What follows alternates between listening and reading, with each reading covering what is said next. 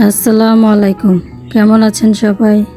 আরেকটি নতুন ব্লগে আপনাদের স্বাগত জানাই। সকালবেলায় আমি মুরগির ঘরটা খুলে মুরগিগুলো ছেড়ে দিলাম। এখন মুরগিগুলোকে আমি চাল দিলাম খেতে।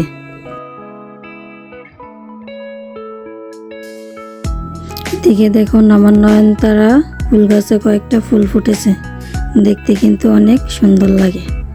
আর এদিকে আমার কবুতরগুলো আছে খাবারের অপেক্ষায়।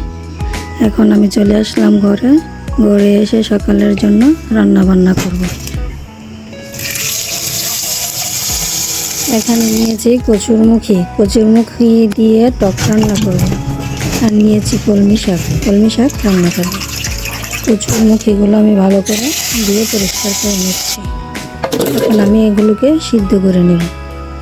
ঢাকনা দিয়ে ডেকে দিব কিছুক্ষণের জন্য, সিদ্ধ হয়ে যায় যাতে। এখানে আমি রাইস কুকারে ভাত বসিয়ে দেব। এখানে চাল দিয়ে দিচ্ছি, পরিমাণ দিয়ে দিলাম পানি। এখন আমি ঢাকনা দিয়ে রাইস কুকারের সুইচটা অন করে দেব।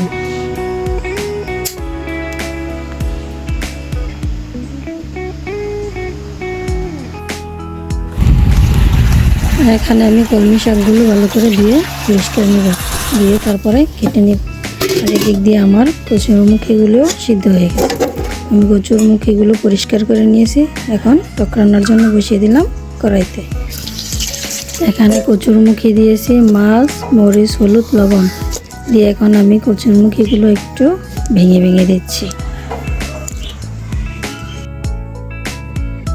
এখন যখন মাছগুলো হলুদ হয়ে আসবে তখন আমি এতে পরিমাণ মতো পানি দিয়ে দেব। এখন ঢাকনা দিয়ে বেশ কিছুক্ষণ রান্না করব। আর এদিকে আমি কলমি শাকগুলো কেটে নিয়েছি। এখন আমি শাকগুলো কড়াইতে দিয়ে দিলাম পরিমাণ মতো লবণ দিয়ে একটু নেড়েচেড়ে নিচ্ছি।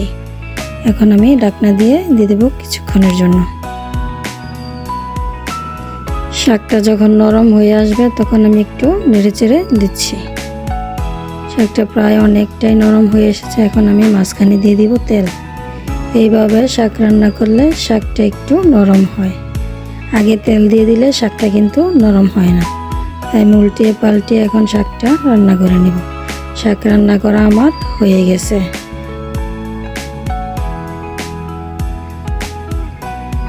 এদিকে আমার টক রান্নাটাও প্রায় হয়ে আসছে। আর কিছুক্ষণ জাল করে নিব। এদিকে আমার ভাত রান্নাটাও হয়ে গেছে।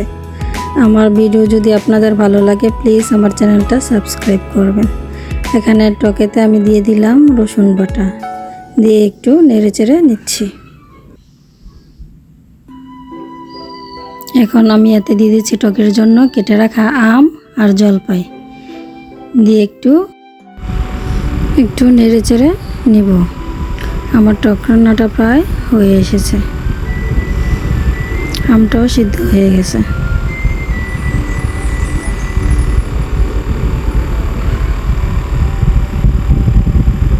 আজকে আমাদের সকালের নাস্তা হলো কলমি শাক ভাজি আর কচুরমুখীর টক রান্না।